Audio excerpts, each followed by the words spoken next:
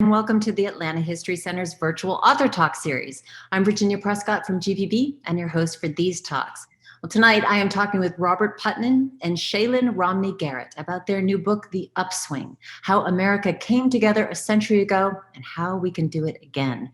You can purchase the book directly from Acapella Books. There's a link in your chat. And you can also go to the Atlanta History Center's website. There's a link there to purchase. And as we're talking, please do submit your questions via the Q&A feature at the bottom of the screen, and I will try to get to as many of them as I possibly can. Now, to introduce our speakers, Robert Putnam is Malkin Research Professor of Public Policy at Harvard University. He's author of 14 books, including the best-selling Our Kids and Bowling Alone. A 20th anniversary edition of that book is coming out soon. He has consulted for 4 U.S. presidents and was awarded the National Humanities Medal from President Obama in 2012.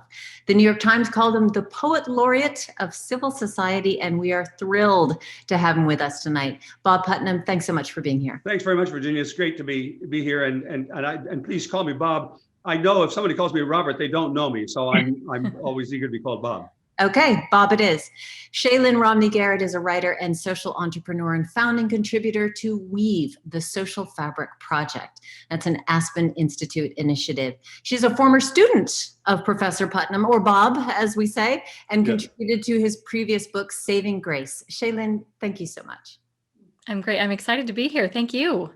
Well, I'm going to start with you because the book does begin with a bleak picture of America in decline in the Gilded Age of the late 19th century.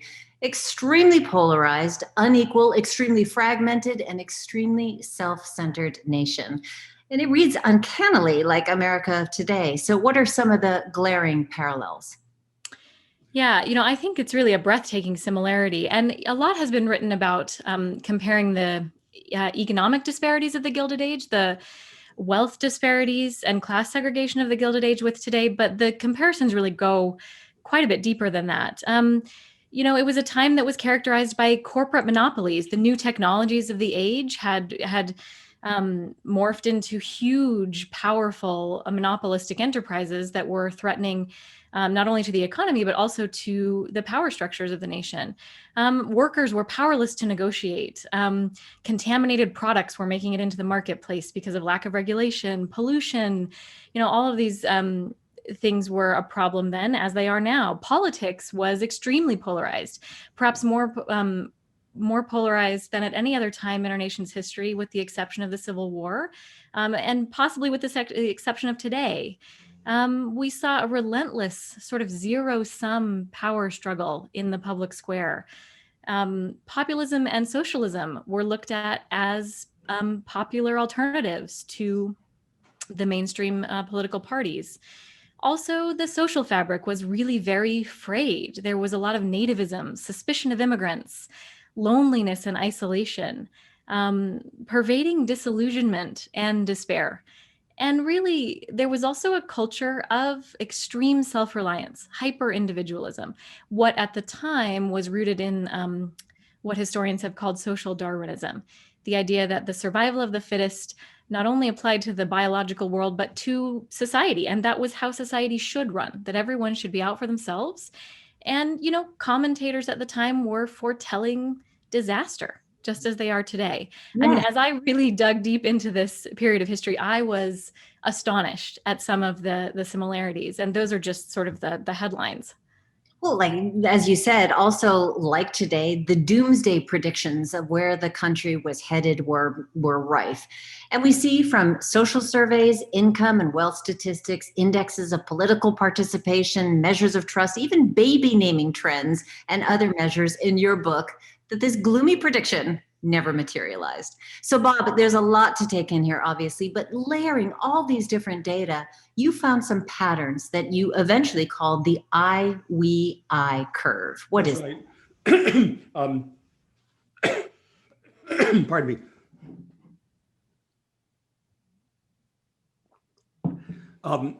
Well, just to say a little bit about the data, and there's a ton of data, as you know, Virginia, in this book. I'm not going to talk a lot about the data for this audience, but there's a lot of data.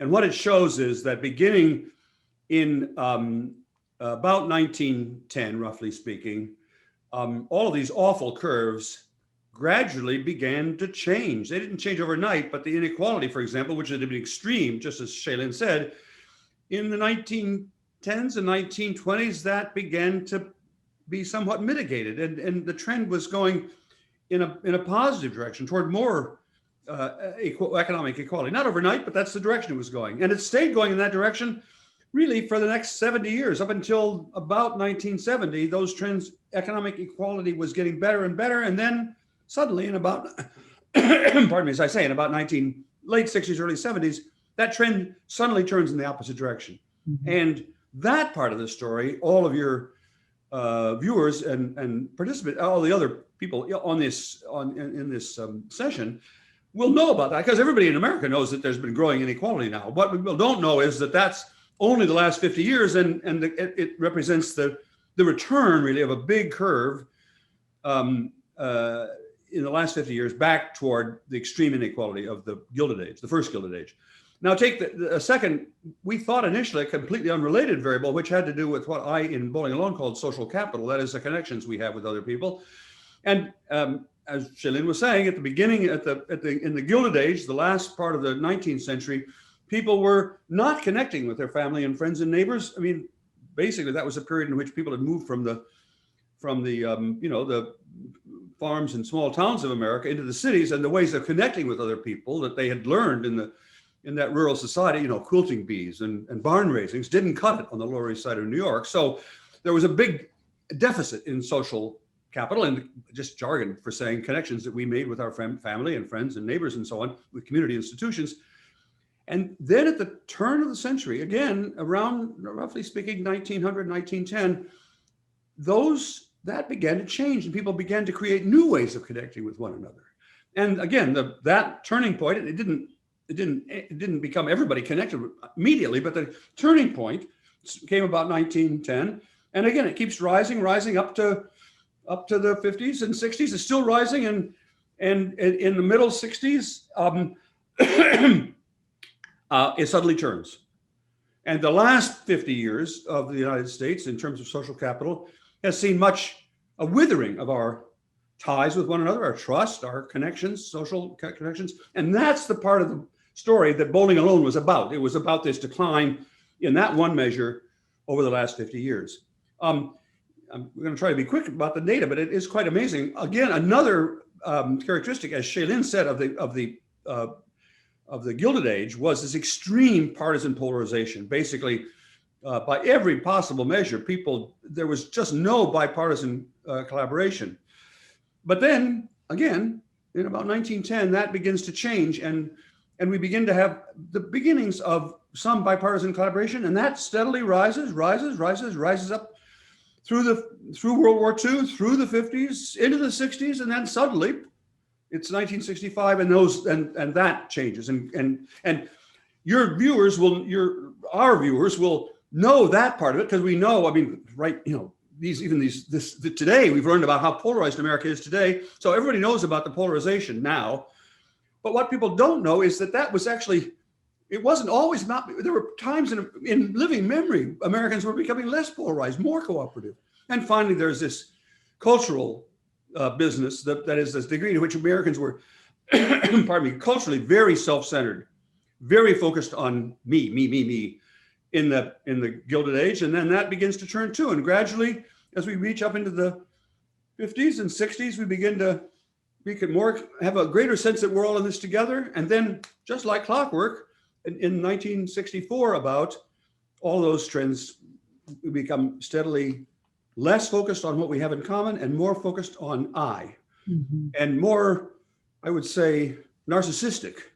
And I'm choosing that word partly because it describes the way the culture has been, but also it's not escaped my mind. I don't want to get too partisan here, but we happen to have a president now who kind of embodies some of these trends. I want to be clear. President Trump did not cause these trends. These trends began long before him. And so I'm not trying to blame him for all of this. I do say that some of these things he embodies. That is, he comes into the story very late, but he embodies the thing. And I will try to avoid being too partisan. Okay, so let me summarize very quickly what we said. Each of these graphs have exactly the same shape.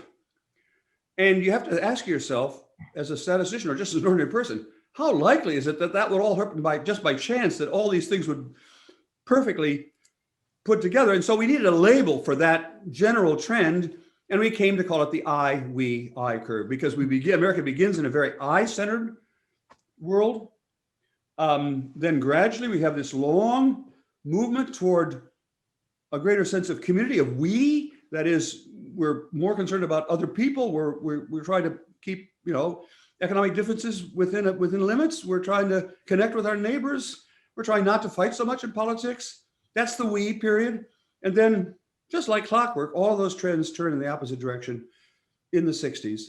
And now we've had 50 years of steadily increasing I. That's the math, or that's the statistical underpinning of the trends that Shaylyn was describing in much more accessible, ordinary language. The narrative is just overwhelming. Yeah, so we have this inverted U curve, right? Everything's sort of chugging along through the 20th century, progress imperfectly, as you point out, in many cases. But we've heard a lot about the descent since the 1960s. This is a big meta narrative. This is a big looking at a meta trend of this convergence and then this divergence, as you identify it.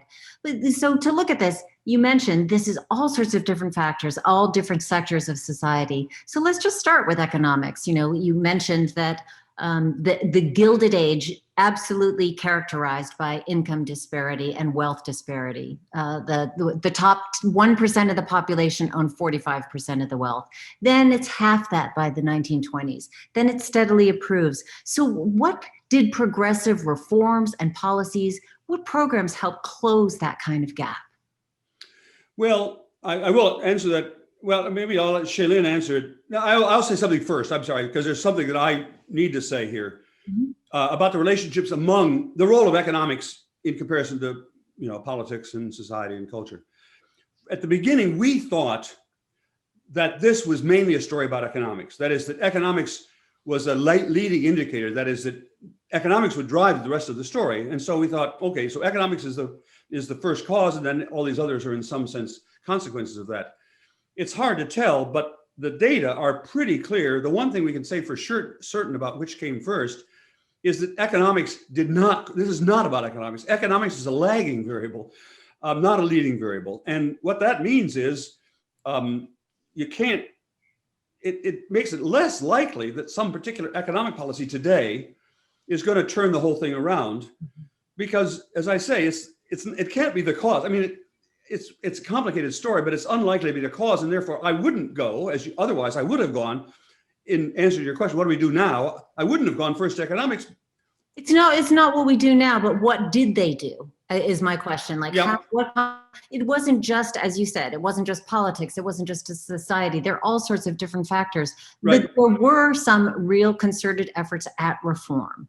Go for it, Shaylyn. So Bob talked about what the lagging indicator is, which is economics, meaning that some other things came before the economics changes showed up on the scene. So what were the things that came earlier, right? Might be the question that might have driven some of that economic change. And one of the things that we see is that cultural change may in fact have been a leading indicator.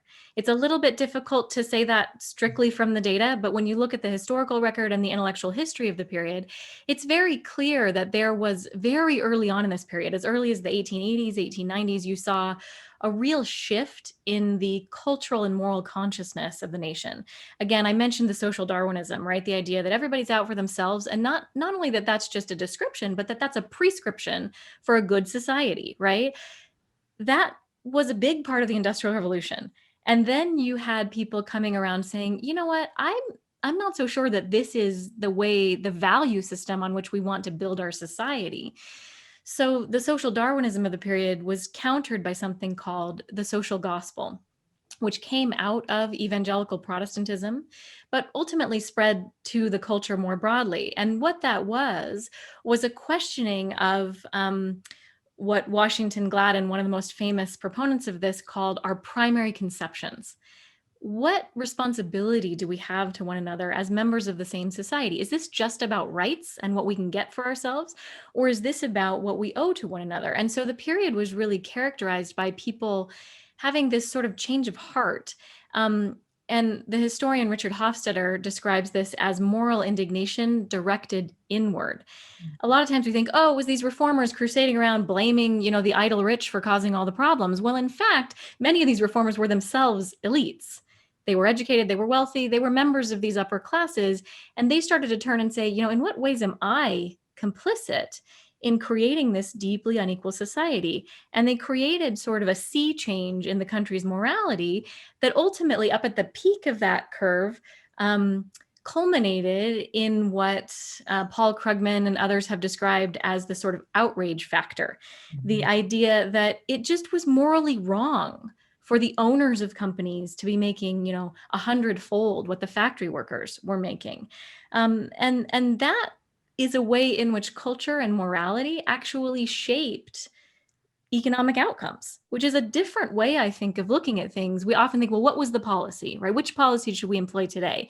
Well, maybe what we need to do is change the way we talk about these things and ask ourselves whether there are moral and values-based questions at play that we need to address first. Mm-hmm. Yeah, and that's much harder to measure, culture, and you both do it in very interesting ways. One of them is actually looking at something that Bob has looked at previously, participation in clubs. Around this time, you also see a rise of the NAACP begins then, the Rotary begins, Boys and Girls Clubs, and these flourish throughout the 20th century, peaking still, according to that pattern, in the 1950s. There's a really interesting shift here from, as you mentioned, the individuality, that kind of, bootstraps on the frontier American ethos, to a communal ethos, and that's back to the individual. One of the markers that you follow is pronoun usage. Can you explain how that served? And first, is pronouns. Yeah. Well, it's a funny story, I think. There is a program, an app, that any of your viewers right now could take out their cell phone and look up the app called Ngram, N-G-R-A-M. And it's based on the fact that Google has digitized all of the books ever published anywhere. We're focusing on the books published in the United States in the period between the period we're talking about, roughly 1880 to now. And so you can go onto Ngram, this website, and you can insert any word that you want, and you can see year by year how frequent was the use of that word. So if you take, for example, Lincoln, you put in Lincoln into this blank. There were some people writing about Lincoln and thinking about Lincoln in the 1820s and 1830s. They were mostly travel books, of course. I should say, by the way, that these are all books on all subjects. So they're not social science books. They're children's literature, and they're travel books, and they're gardening books, and they're mystery stories. They're everything. So in that early period, there was some talk about Lincoln, but it was almost surely about the English cathedral. But then suddenly in 1862, there's a little bit of an upturn in people writing about Lincoln. And in 1865, there's skyrockets. And so you can see, Lincoln there. I mean, the real Lincoln, the Abraham Lincoln. And then it goes up and down with the fads of interest in Lincoln. Or you could take a very simple word. One of the most common words in the English language, actually, I think maybe the fifth most common word, is the, T-H-E. And you can look at the frequency of the word the over 400 or 500 years, and that graph is completely flat. There's been no change in the frequency of the word the. It's just a fundamental word of the English language. So one day I was sitting up in our house up in New Hampshire, staring out at the pond late at night, and suddenly it occurred to me, well, if you look up words like individualism, for example, or community, those tend to appear only in very highfalutin books. So you don't get anything interesting because what you're looking at is basically what intellectuals are writing about. But I thought, well, what's the simplest thing you can do? And I said, well, suppose we just looked at the word we, how often people use the word we and I. And so I thought, well, we could do a ratio of the frequency of we to the frequency of I. And so I just, sitting in my computer, just went to that app and plugged it in, and my jaw dropped. My wife, who was sitting in the other room, I said, you're not going to believe this, because that chart from this little app, if you do the ratio of I to we, or we to I, you get exactly the same chart that I just talking about. It's precisely the same chart. Indeed, that's initially where where our idea for calling it the I, we, I chart came from, because it was literally true. And if you ask, I'm not making this up, if you ask what was the turning point for that little mathematical chart, it's 1964, dead on. And so it was just kind of fun, but it wasn't just fun, because what that's telling us is Americans in that early period and now are mostly writing about themselves, their I. And when we were, we ought to say, we don't think the 1950s, 1960s were perfect, but we were a little more concerned about other people. We were more often talking about we. And we tried to use a lot of different, sometimes quirky measures of culture, because we wanted to have real measures, not just, it feels like. That's where the I, we, I came from. From that night, I could tell you exactly what hour I was sitting and what day I was sitting in my office. Shaylyn happened to visit us the next day, I guess, right? Or just by chance, she and her husband came to have dinner with us. Shaylyn, finish that part of the story, and then we'll get back to serious stuff. Yeah, I mean, I've worked with Bob now for 20 years in various different capacities, and one of his favorite pastimes is tinkering with these obscure data sets. And I'll never remember sort of that wide-eyed moment when he was, "You'll never gonna believe what I found," and it's the same with economics, and it's the same with politics, and that was when I knew there was another book here. So, well, I want to get to that point that you just mentioned, the 1950s, 60s not being perfect. I mean, if we look at this mid-century peak in the inverse U shape, this could reinforce that nostalgia for the socially cohesive 1950s, right? When white men held primacy. Now, you are very clear in this book pointing out who was excluded from the we, and we certainly want to get to that. But how do you set these observations of mid-century collective spirit apart from the kind of MAGA style nostalgia for the way that things used to be?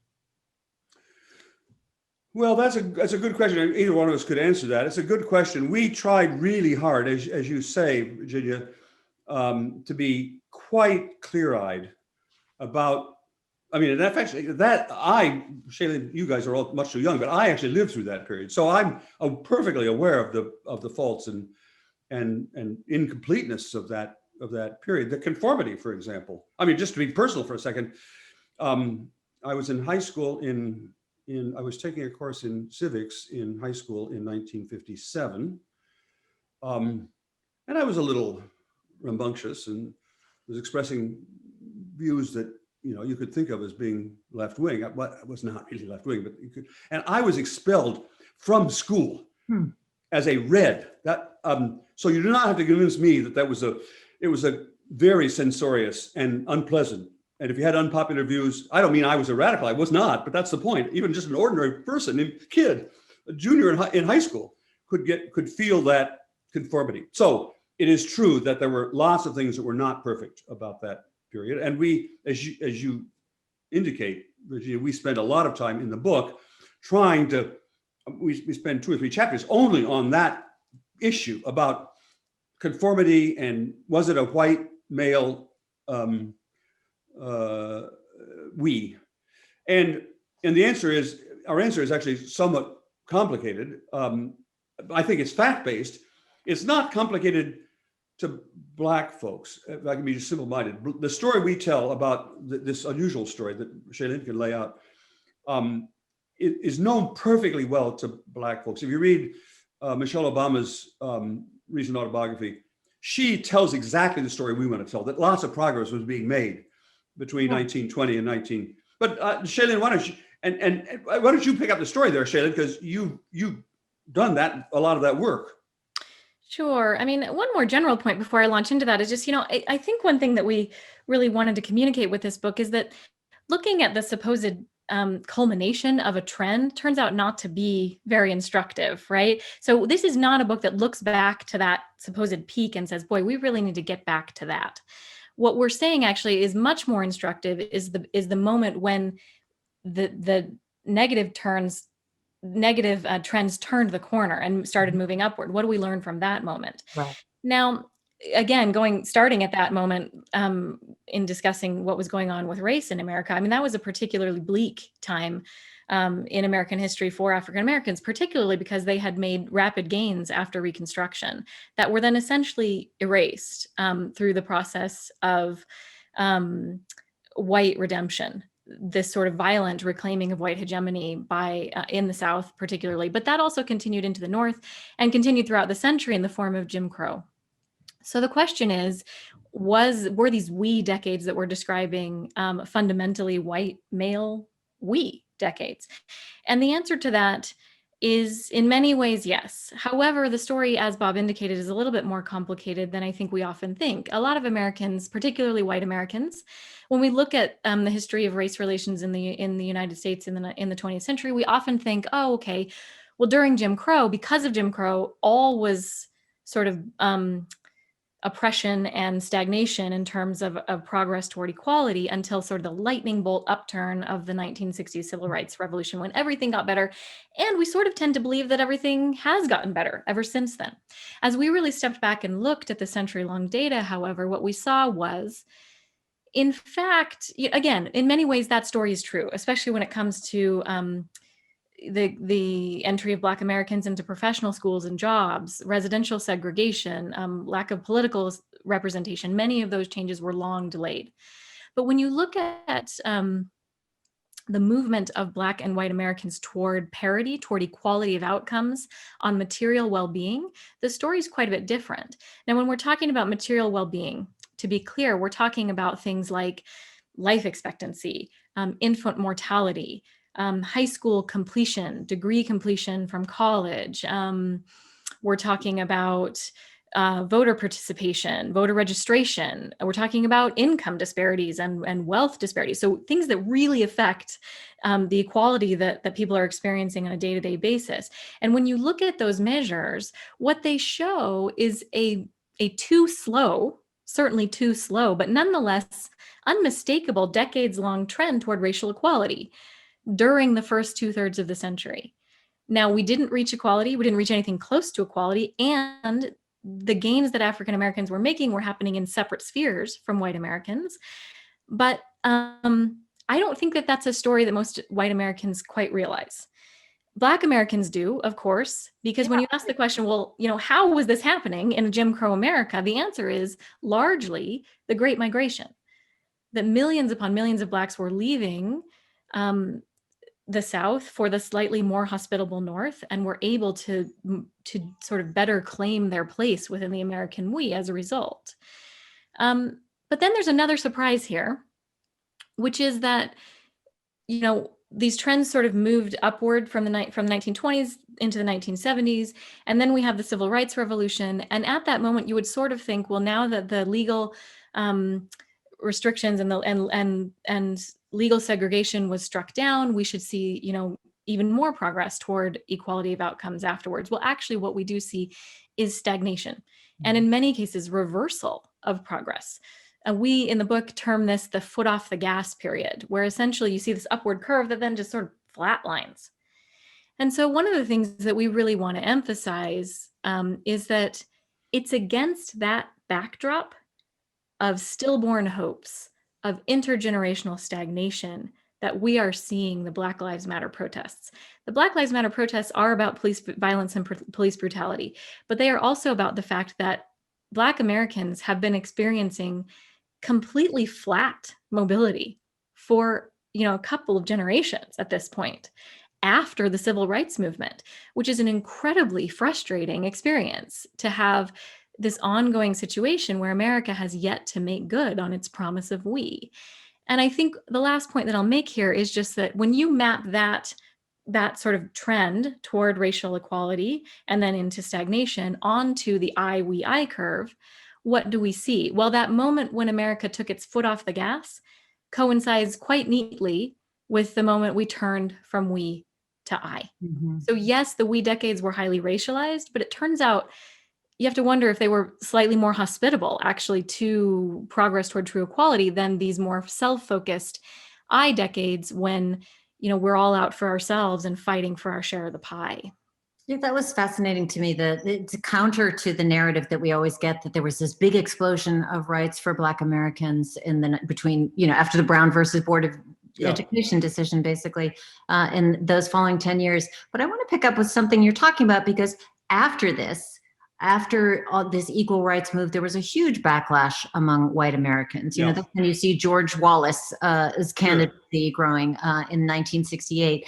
And it goes to something you were talking about earlier, that you're not just looking at these trends and saying that that everything moved up and then moved down, but that there was action behind it. There were concerted efforts. There were people who were fueling this motivation. There were That's right. organizations. There was philanthropy. There were government programs. There was policy.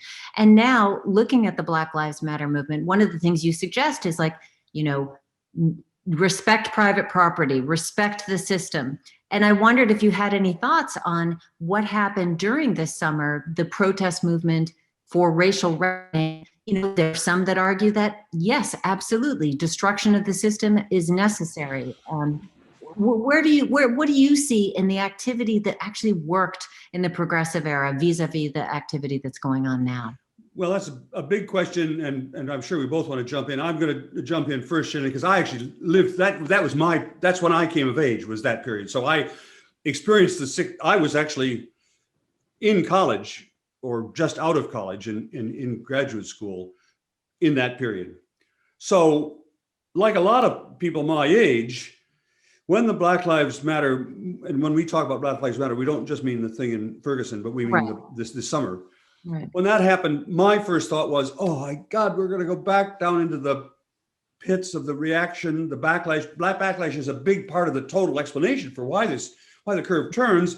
And I thought, oh my God, this is going to be terrible. And actually, most Americans my age, that your first thought, and many people still, their first thought is, there was a black man killed in Philadelphia yesterday, and there were a lot of reasonable protests, and there was also some violence after that. And everybody my age thinks that's going to happen. That's what's going to happen, and it's just going to play into the hands of reactionaries.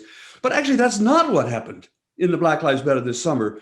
And people my age were sort of shocked. Maybe people Shaylyn's age and younger weren't quite so shocked, but we were shocked because history was not repeating itself. We're on the other side of that. I have to say just one thing quickly. Our book was completely done and off to the publisher in February before any of this happened. So we have been experiencing this, the last 8 or 9 months, just like the rest of the country have. And we've been trying to figure out, well, how does our story have to say about this? And there's more to say about that. But the main thing is we've been shocked at how much you can interpret what's happened since we finished the book in terms of the book. Does that make sense, Bridget? Yes, it does. It does to me, especially when you're talking about deep, fundamental structural change. I mean, that's what was happening. I think people were a lot more, white Americans certainly were realizing the need for real structural change. Right. But you chart in the book that they've been resistant to that. Yes, slow, steady progress for African Americans, but big structural change, like the Kerner Commission advised. Exactly. That was too far a jump. Shaylyn, do you want to pick up on that? I do, because, there's another important thing to say here about the progressive era, which is that, we're sort of lionizing these progressive reformers. But the reality is that most of them, certainly not all of them, but most of them were racist. Many of them were instrumental in the creation of the NAACP. And, there were exceptions to this rule. But we have to be clear that this was one of the biggest blind spots of these reformers. So sometimes I characterize it this way: when we're talking about structural racism, to some degree, the structures that were created by these progressives had racism knit into it, right? I mean, it was the one thing that they left on the table, kicking it down the road for later. But what happened actually was that the upswing that they created had knit into it the seeds of its own demise. And that's absolutely something that we have to avoid. We can't just say, okay, well, let's address income inequality and we'll get to race later. We've done that once before. And it did send us on this clear and present upswing, but it got us to a place where that we couldn't hold because it was a racialized we. And we cannot make that same mistake again. Any upswing that we would want to engineer today has to be done not only with race and all sorts of other types of inclusion in mind, but also with people of other races at the table forming the solutions, right? Not just being acted upon, but actually doing the acting, right? And I think that that's also what Black Lives Matter is calling for, is to allow these communities a bit more self-determination rather than feeling like we just have, these national policies that come in and say, okay, here's what we're going to do for you, right? And that's something that I think young people today have a much more innate sense of inclusion than any generation that has come before. They are certainly the most diverse generation of Americans. And so for them, they don't need racial sensitivity training to understand these things. They come a bit more with that equipment. And that's one reason why I'm hopeful that if we put if we put the ability to architect these changes into the hands of young people, that we might actually be able to put ourselves on the course toward an upswing that has a much higher summit, toward a much more inclusive we than what we saw last time. Well, I, like many people who are asking questions now, wanted an answer. I wanted to know why things suddenly changed, and you give us no easy answers in the book. But there's some good observations here. Bernie asks, is it safe to say Reaganomics played a role in increasing the I age? And I'll throw another one in here from Bill. Seems to me the communal experience of 2 world wars and the Great Depression would profoundly impact the focus on we versus I. So I know you tease out several theories that have been proposed to explain the shift. No one is the trigger. So can you speak to Bill and Bernie's question about those factors? Let's split them up. Shaylyn, you go first, pick one, and I'll pick the other. No, I think you should start, Bob. Go for it. Okay, well, let's talk about the world wars. So first of all, it is true that war does create a sense of that we're all in this together. No doubt that that's true. And you can see that around World War II in our data. But the story is much more complicated. First of all, World War I, it was a big war in terms of the number, globally, in terms of the number of people who were killed. But in terms of American society, it was actually not such a big deal. Many more Americans were killed in the 1918 epidemic than were killed on the battlefields of Europe, many more. And the number of American combat deaths in World War I was about 1/10 of the British number. So I'm not trying to say World War I was not a big deal, but it was not anything like a traumatic moment for American society. World War II is a different matter. It was, of course, a big deal in American society, and it did have some effect. But then now think about that a little bit. If this whole curve is being driven by World War II, how come the curve starts going up in 1920, 1930? I mean, that's still 15 or 20 years before anybody knows that there's going to be World War II. And since mostly causes occur before their effects, not after, that doesn't fit.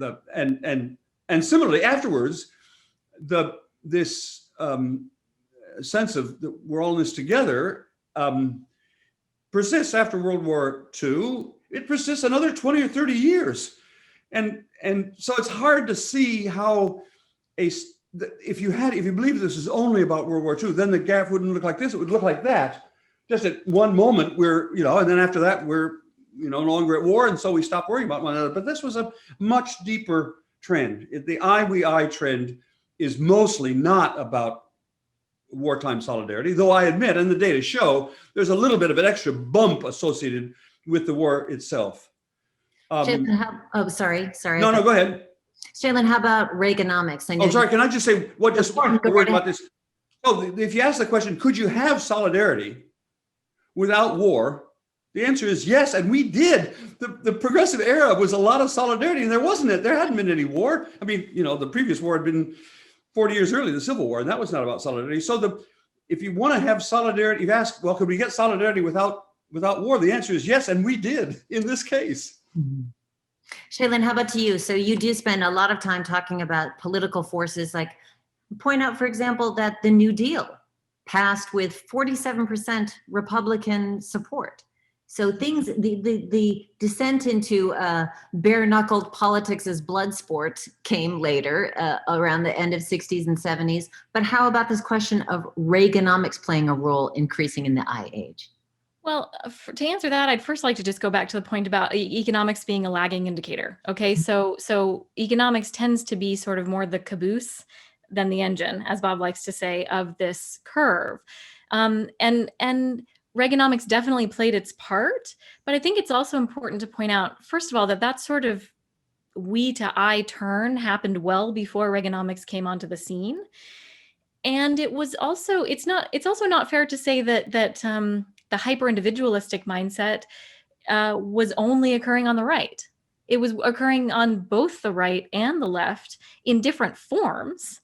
It took that form of Reaganomics and suspicion of government and that sort of thing on the right, but it was there on the left as well. And so it was a broader shift toward a more rights-based, more don't tread on me, more, leave me alone and let me do my own thing type of a situation. Reaganomics was just one manifestation of it. And similarly to the Civil War, it may have given it a lot more of a push in that downward direction, but that trend was in place well before we saw that phenomenon. And indeed, I really believe, and the data are consistent with this, Reagan was a consequence of the change. That is, the reason that Reagan won was because that the ideas that he had endorsed were becoming more popular when he was finally elected.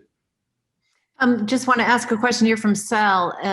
There was a book by Norm Ornstein and others that indicated that over a decade, voters were distributed in local, state, and national elections across the political parties, and the distribution indicated 70% voted Democratic, 30% Republican. Is that an accurate depiction? And does it indicate the rural-urban divide, which is, I'm sorry, I don't know if this really works. This is about gerrymandering. I don't know if you want to, if there's anything you want to. Well, I'll say something briefly about it because I'm a political scientist. So Norm Ornstein is a great political scientist. I know Norm very well. But if you're trying to understand what caused polarization, and especially if you want to try to understand what caused the depolarization, remember, most of the 20th century was depolarizing, and you've got to have it turns out that particular things like gerrymandering or the urban-rural difference or whatever really can't explain the big trend. I don't mean that there is not some effect. Of course there is, but it's not the big take-home. And actually, political scientists have come to the conclusion that you go through each of these very specific things. Is it something about congressional procedures that did it? Is it something about gerrymandering? Is it something about the way we run primaries or whatever? And when they go through all that, they generally conclude those are all much too small to account for this big curve. And the big curve is actually the IWI curve, I have to say. Florence asks, you speak to racial inequality. How do you address women's rights? You do spend a chapter in the book on gender equality as well. Now, the curve, the shape for at least the progress for women in the workplace does not match the U curve exactly, but there are other indicators there. Do you want to pick up on that to address? Why don't you go, Shaylyn? Yeah. So, interestingly, to borrow a phrase from economist Claudia Golden, what we see when we look at the move toward gender equality is sort of a grand gender convergence over the course of the entire century. And the surprise there is, again, sometimes we have this view that all was sort of stagnation. We had some successes early in the century, but then there was this sort of stagnant period where nothing was happening for women. And then you see sort of Betty Friedan and the women's rights revolution. And that's when everything changed. Well, it turns out that that's also not the case. There was steady convergence, not only economically, but on other measures as well, for parity toward women and men over the course of the entire century. So again, it wasn't like there was this holding back for women that then suddenly exploded in the women's rights revolutions. Quite the contrary. Now, granted, we've not yet achieved parity in the wake of those women's rights revolutions. Have we seen an acceleration toward full equality? No, we've not. Right? We still haven't made good on those promises. There's still key issues that have not been addressed, particularly the issue of caregiving, which Right. is something that is unequally distributed still, something that women bear. The vast majority, particularly women of color, bear the majority of the responsibility for caregiving for our children and our elders. And that's something that as a society, we still have not fully addressed. So a lot of progress has been made for women, not enough. And the shape of it looks a little bit different than we tend to think. I couldn't help but think of the tension between the individual liberty versus the collective good, and how the country's been divided over resistance or willingness for lockdown mandates, or wearing masks to prevent the Yeah. spread of COVID-19, or Black Lives Matter protests, or climate change, which tend to fall along partisan lines. So, looking at the way that the demographics work out, half looks like pretty evenly split, half Republicans, half Democrats. Are we as a country half we? Well, again, Shaylyn, we either one. I'm going to just now say what Shaylyn often says, which is that we have a kind of a war of the we's, if you understand what I mean. That is, the word we turns out to be useful to mean all of us, but it can mean we as opposed to you. And so, and that was true then. It was true there were a lot of independent groups that were part of this progressive movement, and they didn't all see things alike. I mean, race was a good example of that, but it's not only that. I mean, there were, you got to keep in mind how diverse that coalition was. The Well, coalition, and even go for it, Shaylyn. pitting race versus gender, right? In the women's rights movement, like that we had to pick one. We couldn't have rights for both at the same time. Go Yeah, ahead, Bob. no, but it's also, that's right. But there were also some people in those reform movements, they were most concerned about labor, and they were pretty extreme, actually, so that the labor people, as part of this caravan or coalition that was trying to move forward, did not agree with some of the people who were mostly concerned about, making the trains run on time and having more efficient, good government. And so what I'm trying to say is, it's not new in reform movements. In fact, if a reform movement is going to be successful, it's got to embrace a lot of different we's. The question is there some overriding we that people are willing to think about and make sacrifices for? That's what was true then. I'm not talking mainly about race here, but I'm talking about all these other.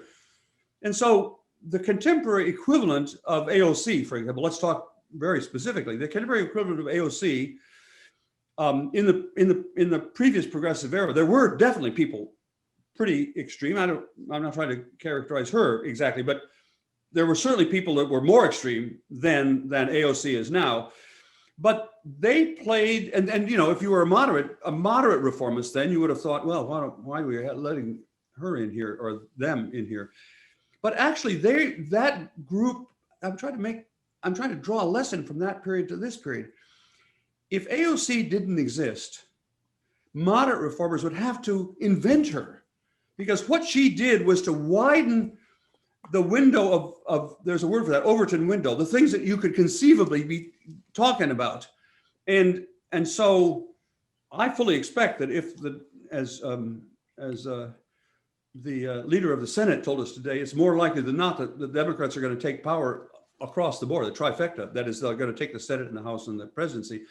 I fully expect that if that happens, the first thing that'll happen after the Democrats, convene in January and figure out what they're going to do is they're going to be fighting among the moderates, and that's perfectly all right. That's sort of what you'd expect in a broad reform movement. And some people, like the president, are going to say, well, let's go a little slow here because we got to make sure we bring a lot of other people with us.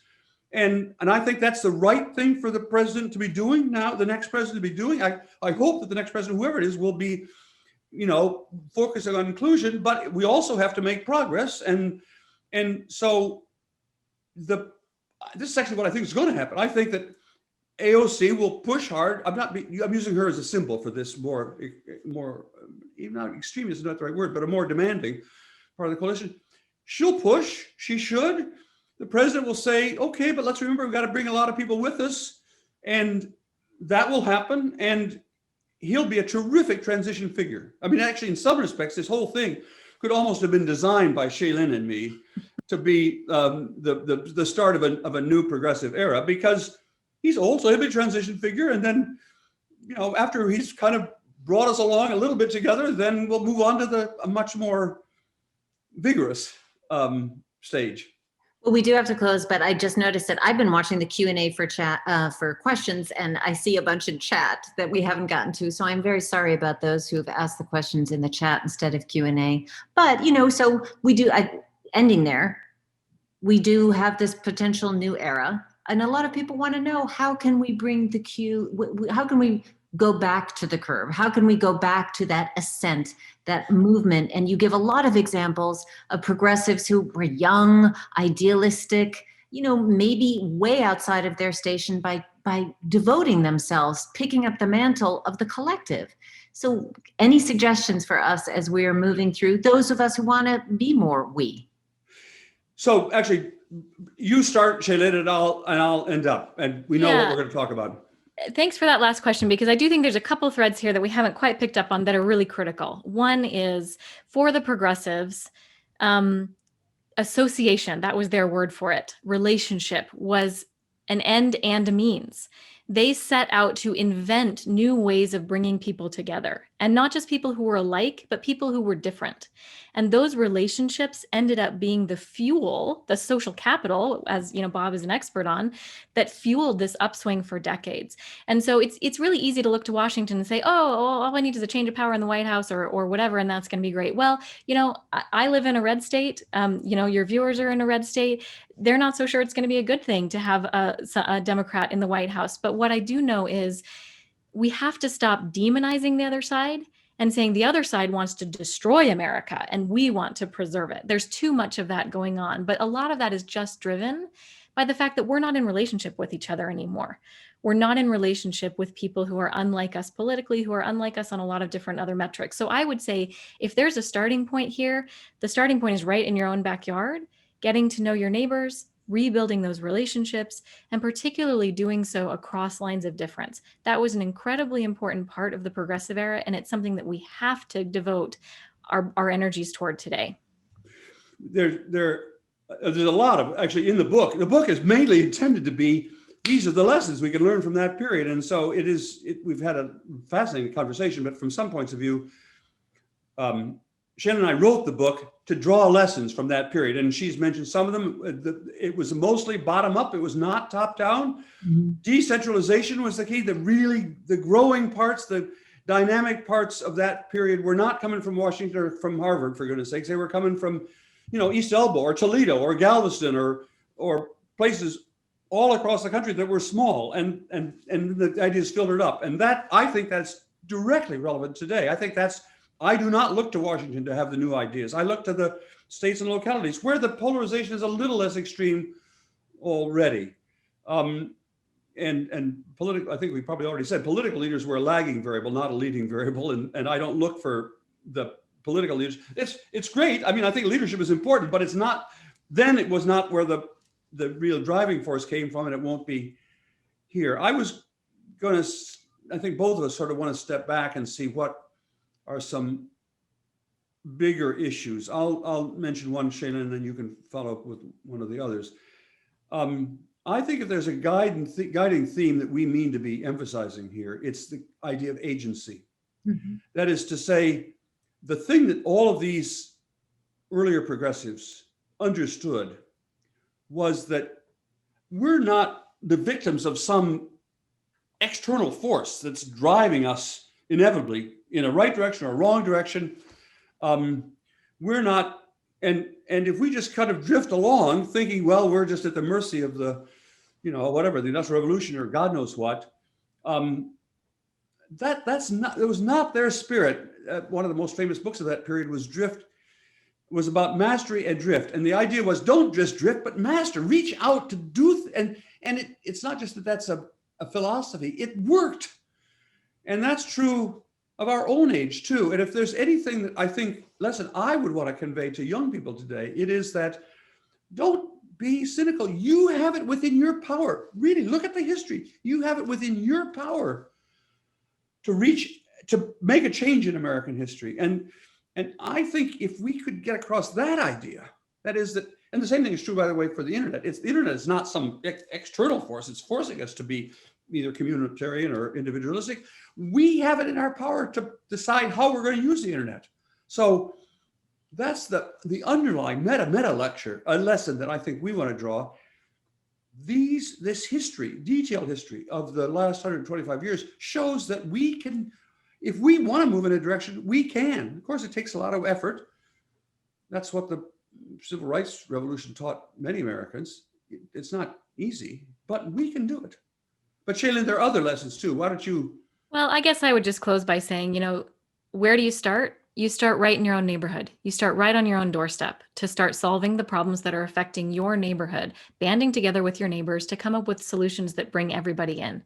If we can do more of that, the best ideas will bubble up to national programs rather than being designed from above. And so I think not only do people need to have a sense of their own agency and mastery, but they need to understand that they exercise that agency right where they are, and that was true of the progressive era, and it can be true today. I know, Virginia, we've got to go on quickly, but I guess I'll just close with one last thing. People often think Putnam, Bowling Alone, declensionist narrative, everything's gone to hell in a handbasket, reading pessimistic, and nothing we can do about it. And there was a little bit of that to that book. But one thing that broadening our historical scope has done to me personally is that I'm now optimistic. I actually think I'm not just saying this, I think we could do this. I have, for the last 25 years, wanted to be a good social scientist, but I've also wanted to try to change history, not, bend history a little bit. And because it's not, I'm doing this not just as an academic, because I really do want to change it. And both of us are. This book was written because we wanted to change American history. And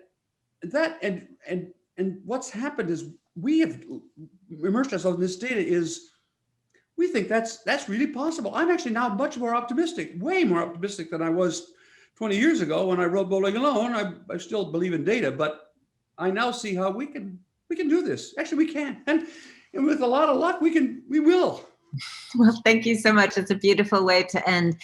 Bob Putnam, there is a question from Judy about technology. They do address that in the book, so we do encourage you to buy the book. And also, as Bob mentioned, 20th anniversary edition of Bowling Alone has just come out, and he addresses a lot about the internet there. So we encourage you to buy both of those. Bob Putnam, Shaylyn, Romney, Garrett, thank you so much for joining us. Thank you, Virginia. Thanks so much, Virginia. It's been a lot of fun. They're authors of The Upswing, How America Came Together a Century Ago and How We Can Do It Again. We encourage you to support independent booksellers and purchase a copy from Acapella Books. And it is just a pleasure to have you here with us tonight. The virtual Author Talk series continues tomorrow with MJ Rose, Fiona Davis, Chris Bajilian, and Allison Richmond talking about a new collection. It's called Stories from Suffragette City. Going to take a little break over election week, and I will be back to talk with Ricky Riccardi about his new book, Heart Full of Rhythm, The Big Band Years of Louis Armstrong. There's a full schedule with Zoom links at atlantahistorycenter.com. Make sure you talk to your neighbors, be safe, stay well, and if you haven't already, make a plan to vote. Good night.